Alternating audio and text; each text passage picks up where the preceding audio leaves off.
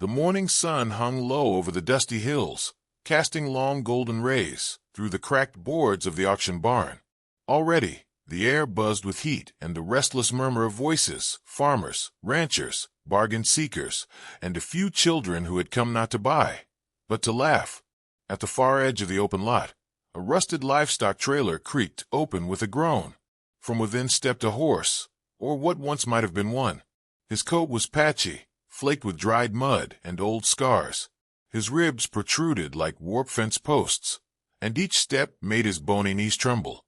"He's still alive," someone scoffed, drawing laughter. A boy of about 10 picked up a pebble and flicked it toward the animal. It bounced off the horse's thin shoulder, and though he flinched, he made no sound, no movement in protest. His head hung low, ears limp, eyes dull like old glass. The auctioneer, broad-shouldered, sunburned, chewing gum like a ticking metronome, thumped the microphone. "All right, folks, let's have some fun," he boomed. "Here we've got bones with a tail. Let's start the bidding at, say, $1. The crowd erupted into laughter. Some people clapped mockingly. Others reached for their phones to snap a photo or record the embarrassment. "That thing's barely breathing," someone called out. The horse didn't raise his head. He just stood there, as if he'd already left the world behind. A few seconds of silence passed, the auctioneer's smile faltering. He waved his clipboard. No one, not even for glue. And then, from the back, silent and unnoticed until now, a man raised his hand. His movement was deliberate, unhurried, like he had all the time in the world. Heads turned. He wore a faded gray hat pulled low over silver-streaked hair, and his long brown coat looked like it had lived through 5 winters too many. Dust clung to his boots like it had grown there. "Sold," the auctioneer barked, more relieved than amused. $1 to the gentleman in the back. The crowd muttered, "Must be crazy. Wasting a buck. That horse won't make it to morning." The man said nothing. He walked forward slowly, his boots crunching the gravel, until he stood before the horse. Up close, the animal looked worse. His eye was infected, and an old halter hung crooked around his face. The man didn't flinch. Instead, he reached into his coat, pulled out a sugar cube, and held it gently beneath the horse's nose. There was a moment of stillness. The horse blinked once, twice. Then, hesitantly, his tongue reached out. The cube vanished. "That's right," the man whispered. "Still in there, aren't you?" He turned and led the horse, no halter, no rope, toward a weathered blue trailer parked just beyond the auction yard. The horse followed, slow but steady. People watched in silence now, unsure whether to mock or marvel. As the man secured the ramp, a stable hand approached. Young, lean, with grease on his sleeves and a cigarette behind one ear. "Hey, mister," he said cautiously. "Ain't my business, but you don't look like you came here for glue." The older man tightened a strap on the trailer and finally spoke, his voice low and hoarse, like wind through pine. "I came for him." The boy blinked. "But why?" He looked at the horse. "Because someone once came for me." The trailer door closed with a soft thud. As the truck rolled away, gravel kicking up in its wake, the horse remained silent, staring out through the slats of the trailer. There was no expression, no sign of understanding. Yet something had shifted. His eyes no longer looked entirely empty. Back in the auction yard, people resumed their chatter. But a few lingered. One of them, an older woman in a red scarf, murmured, "That man. I've seen him before. Years ago. Wasn't he?" "Used to be somebody," another replied. "Horse whisperer or something. Big name once." But the conversation drifted off as the truck turned down a narrow dirt road, swallowed by the landscape. Inside the trailer, the man drove without speaking. The truck smelled faintly of leather and hay, but it was otherwise clean. A blanket had been spread across the floor of the trailer, and a water bucket was tied near the corner. The horse shifted once and lay down, as if for the first time in days he felt he could rest. The road ahead was long and quiet. The ranch was still miles away, tucked behind hills no one remembered anymore. But the man's hands on the wheel were steady. He didn't look back. As the shadows lengthened across the road, his mind wandered, not to where he was going, but to where he'd been. The last horse he'd trained, the accident, the guilt. He had promised himself he'd never go back. Never again. Until today. Until that horse looked at him like he understood something no one else had. That night, he pulled into a small, run-down property surrounded by rusted fencing and swaying grass. The barn doors creaked open with familiarity. He parked the trailer beside the barn, opened the gate, and stood aside. The horse didn't move. Then, slowly, cautiously, he stepped down. No one else was there to witness it. No applause, no jeers, no judgment. Just the crunch of straw beneath hooves, and the quiet breath of an old man watching something almost sacred unfold. He guided the horse inside, laid fresh hay, and poured water from a clean jug. He didn't say much. Just a few quiet words under his breath. "You're safe now." Outside, the wind shifted, and in the dark barn, something stirred. Hope, or maybe memory. But it was real. The man didn't know what the next morning would bring. He wasn't even sure the horse would survive the night. But he knew one thing deep in his bones. They were both still here. And sometimes, that was enough to start over. The morning broke soft and gray, the kind of quiet sky that held its breath before revealing anything. A low mist drifted over the edge of the fence posts, wrapping the small ranch in a gauze of stillness. The man stepped out of the house with a tin mug of coffee and made his way toward the barn. His name was Tom, though few people used it anymore. Most had forgotten him, or assumed he'd disappeared years ago with the rest of the horsemen from a different time. He approached the barn with a tempered heart, expecting disappointment. That horse, the one he had pulled from mockery and dirt for $1, had seemed too close to death to last the night. He hadn't made promises to himself about it. Not hope, not fear. Just silence. But when he opened the barn door, the sound of movement greeted him. Not frantic or pained, just shifting, gentle weight. There in the straw stood the horse, upright. His head lifted slowly at the sound of the door, and his eyes met Tom's. They were clearer now, less clouded. Still wary, still tired. But something was alive in them. Tom approached slowly, set the mug down on a barrel, and knelt beside the stall. The horse didn't flinch. His legs trembled slightly, but he held himself together like a man who'd learned long ago how to hide pain. Tom extended a hand and ran his fingers along the side of the horse's neck, where the skin was stretched over ribs and old scars. The horse let out a slow exhale, deep and ragged. "Well, you made it," Tom murmured. "Didn't think you would." The horse blinked. "I guess that makes two of us." He filled the feed bucket with soaked oats and laid out another layer of clean hay. As the horse ate, Tom studied him more carefully. The animal had a quiet dignity, despite his battered frame.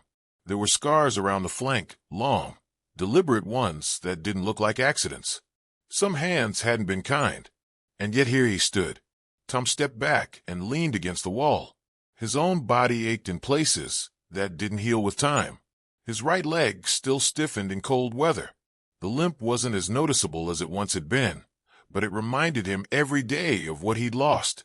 Not just the fall, not just the injury, but the life that had followed it. The silence, the distance, the years of waking up and forgetting what day it was because it didn't matter anymore. A knock came from outside. He straightened, surprised. He wasn't used to visitors. When he opened the barn door, a little girl stood there, holding a small paper bag in her hand. She had dark hair pulled back in two messy braids and a face full of determination. "Grandpa," she said. "Lucy," Tom replied, more gently than he expected. "What are you doing out here so early?" "Brought breakfast. Mom said you probably forgot to eat again." She stepped inside like she belonged there, eyes scanning the barn. When she saw the horse, she stopped. "Is he yours?" she asked. "He is now. He's so skinny." Tom nodded. "He's been through some things." She approached the stall slowly, with the careful reverence of someone approaching a wild animal or a secret. The horse looked at her, but didn't back away. "What's his name?" "Don't know yet," Tom said. "Haven't asked him." Lucy tilted her head. "Horses don't talk." "They do," Tom replied. "You just have to learn to listen." For a moment, neither of them spoke. The barn held that particular quiet that only animals and old souls understood. Lucy opened the bag, and handed her grandfather a sandwich. He took it without comment. "He looks sad," she said softly. Tom looked at the horse. "He is. So are you." He didn't answer, but he didn't deny it either. Later that day, Tom opened the old tack room and found his grooming kit. Brushes with wooden handles, their bristles frayed from years of use. He cleaned them with care, then returned to the stall. The horse flinched the first time the brush touched his side, but Tom kept at it, gentle, rhythmic. Layers of dried sweat and dust came off in slow, deliberate strokes. He worked in silence until the sun dipped low. The horse began to lean into the brush slightly, the tension in his shoulders easing. Tom didn't smile.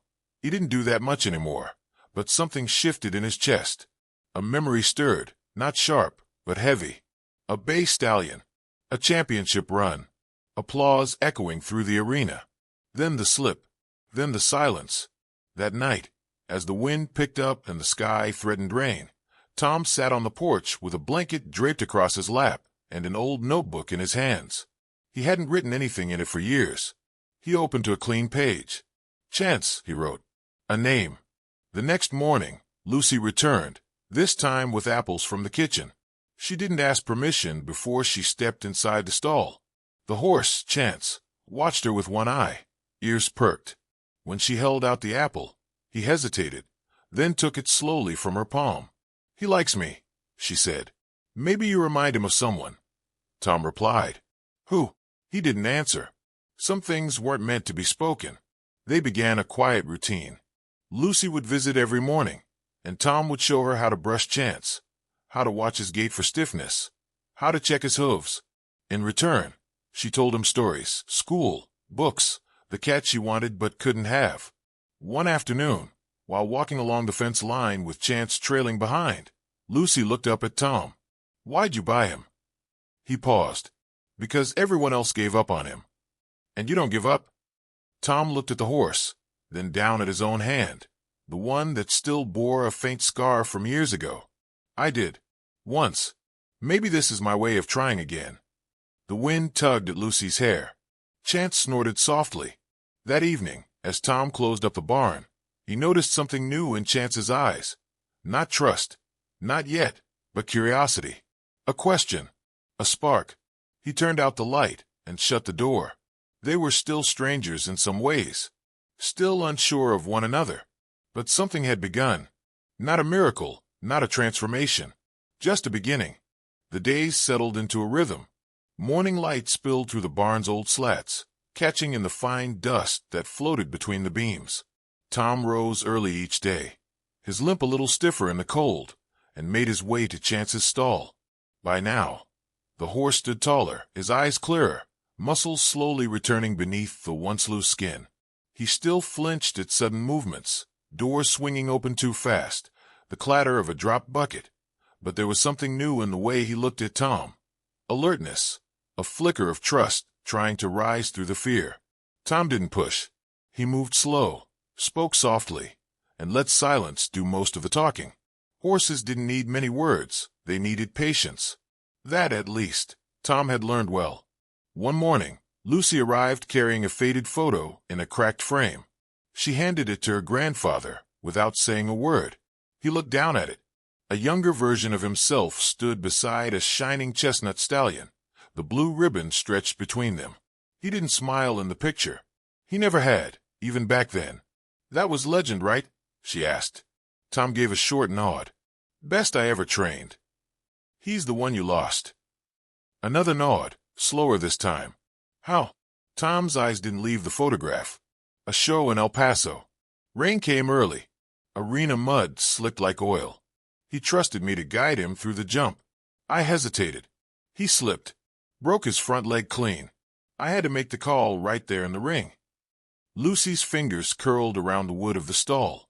"That's why you stopped." "There wasn't anything left after that." She didn't ask anything else. She just handed the frame back and climbed up onto a hay bale, watching as Chance sniffed around his grain bucket, nostrils flaring gently. A week later, a thunderstorm rolled in before dawn. The first flash of lightning lit the sky in jagged blue streaks. Thunder cracked like a whip, shaking the old windows. Tom jolted from bed. He knew the barn well enough to navigate in the dark, boots crunching wet gravel as he moved fast toward the stalls. Inside, he found Chance rearing in panic, eyes white, nostrils flaring in terror. "It's all right," Tom called over the howling wind, though he doubted the horse could hear him. The door rattled in its hinges, and every fresh rumble from the sky sent Chance lurching backward. Tom entered the stall without hesitation. He grabbed the rope halter and tried to loop it over the gelding's head, but Chance jerked away violently, slamming into the wooden wall. A board cracked. Blood bloomed along his flank from a splinter. "No," Tom growled, steadying himself against the wall. "Not like this." He dropped the rope, stepped forward, and pressed his hand flat against the horse's shoulder. "You're safe. It's just a storm. You've lived through worse. So have I." Chance trembled beneath his touch, legs shaking with the memory of something deeper than thunder. Tom didn't move his hand, didn't back off. He just stood there, letting his body be the anchor. Slowly, painfully, the shaking subsided. The horse stood still, sides heaving. Rain hammered the roof, but neither of them moved. When it passed, Tom remained for a few minutes more. His arm ached. His back throbbed. But Chance didn't move away. He stayed close. Later, Tom wrapped a wound and whispered something quiet. A promise, maybe, or a prayer. The storm had changed something, not just in the horse, but in Tom. That fear Chance carried wasn't foreign to him. It was the same fear that had lived in his own bones since that fall, since the night he chose silence over healing. They both had wounds that weren't always visible. But that night, something cracked open. The next morning, Lucy arrived with a brush in hand and a question in her eyes. Tom told her what had happened, but not with many words. Just enough. She watched as Chance walked up to the fence when she called him. That was new. He'd always lingered near the back. Tom leaned on the gate, arms folded. He's testing the water. "Do you think he remembers?" "I think he never forgot." That afternoon, Tom saddled Chance for the first time. The process was slow, meticulous. He let the horse smell the blanket, brush against the leather, hear the clink of the cinch before it touched him. When the saddle finally settled on his back, Chance froze, but didn't panic. Tom didn't climb up. He just walked beside him in circles, reins loose, voice low. "You're not the only one who's afraid of falling again," he said. They practiced like that for days, just walking, turning, stopping. No pressure, no hurry. Then, one morning, Tom slipped his boot into the stirrup and climbed into the saddle. His heart pounded like it had the first time he'd ever ridden. Chance shifted under the weight, but held steady. For the first time in years, Tom rode.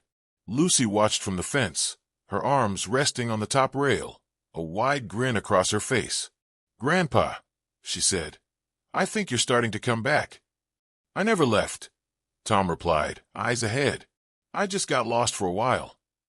But even as the days grew brighter, a new question crept in, quiet but persistent. What had this horse been before? The scars on Chance's legs, the deep notches near his flanks, those weren't from simple neglect. They looked like racing marks. Pinfire scars. Old abuse. Training taken too far. Tom called a vet from out of town, someone he trusted.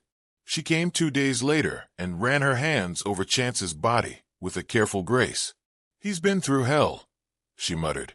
"But there's something under this frame. Look at his bone structure, his lungs, the way he carries his head. You think he was bred to race?" She nodded. "No doubt in my mind." Tom looked at the horse standing in the sunlight, coat now beginning to shine, eyes alert. "He wasn't born to be mocked," he said. "He was born to run." The vet met his gaze. "Think he still can?" "I don't know," Tom whispered, "but I'm going to find out." That night, Tom walked into the barn just before lights out.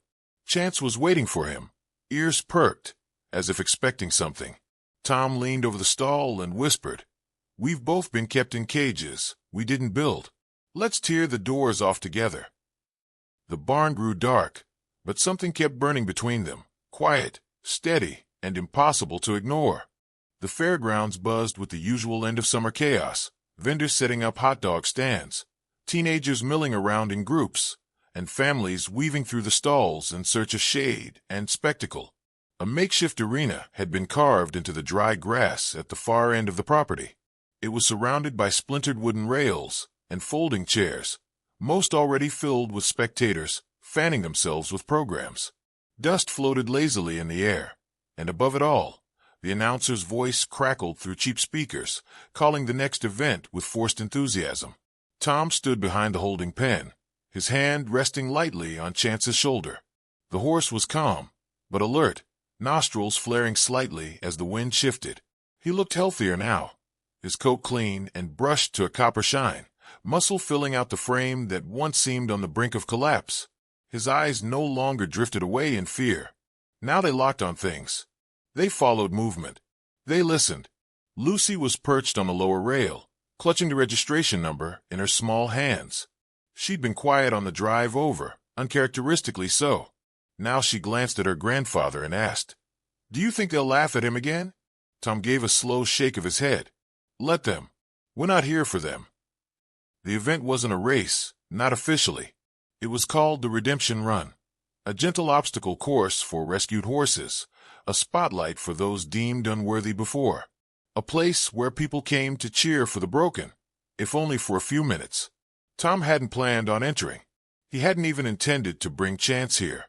But Lucy had found the flyer, and when she placed it on the kitchen table with quiet insistence, he hadn't been able to say no. Not to her, and not to the horse who had pulled him back from a place he hadn't realized he'd been living in for so long. "Next up, entry number 12, the announcer called. Chance ridden by." There was a pause. Tom Abernathy. A few heads turned at the name. Recognition rippled quietly through the crowd. Some people whispered. Others squinted, trying to place the man, now leading a bright-eyed chestnut gelding toward the arena gate. Tom mounted slowly, easing into the saddle with the care of someone who remembered too well what it felt like to fall. He adjusted the reins and inhaled deeply, then exhaled, steadying his breath. The gate opened. They entered the arena together, side by side, man and horse. The first obstacle was a shallow stream of water stretched across the path, more a puddle than a hazard, but for a horse with memories like Chance's, it could have been an ocean. He hesitated. His front hoof hovered just above the edge. Tom gave no command, only a soft murmur, a breath in the reins. Chance stepped forward. The crowd didn't cheer yet. They were quiet, watching. Next came the low rails, nothing more than a hop for any trained horse. But Chance didn't rush. He approached them like a soldier on patrol, scanning, measuring. Tom let him decide. When the gelding finally gathered his strength and cleared the jump, the audience let out a murmur of admiration. Tom could feel it building beneath him, the tension, the readiness. Chance's body remembered how to move. More importantly, it wanted to. Each turn of the course brought something new. A hanging curtain of ribbons to walk through, a wooden bridge that creaked under their weight, a cone weave. Chance moved with purpose. Not perfect, not polished, but proud. Halfway through the run, a balloon popped in the stands. It wasn't loud, but it was sudden. Chance reared slightly, eyes wide, heart pounding. Tom tightened his grip on the saddle horn, but said nothing. No panic, no spurs, just breath, just stillness. He leaned forward and laid his hand on Chance's neck. "You're okay." The horse stilled. They moved on. The final stretch was open, a slow canter across the field, a demonstration of poise and control.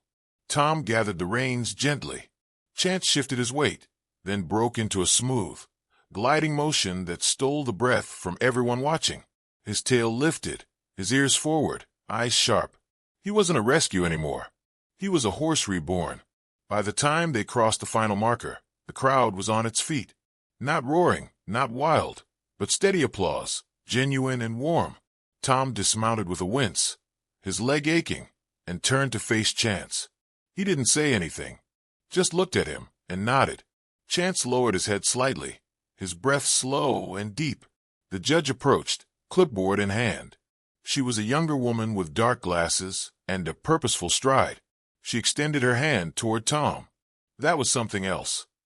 Tom shook her hand. "What's his story?" she asked. Tom glanced at Chance, then back at her. He was sold for $1. Her brow lifted. Well, I'd say you got your money's worth. No, Tom said, his voice low and certain. I'd say I'm still paying it back. She smiled. Lucy ran to the rail, tears shining in her eyes. Grandpa, she shouted. You did it. Tom turned and opened his arms, just in time for her to crash into them. Behind them, Chance stood tall, ears perked, gazing across the field like he finally belonged somewhere. That evening, after the sun had set and the applause had faded into memory, they loaded up the trailer again. Chance walked in willingly, without pause. He didn't look back.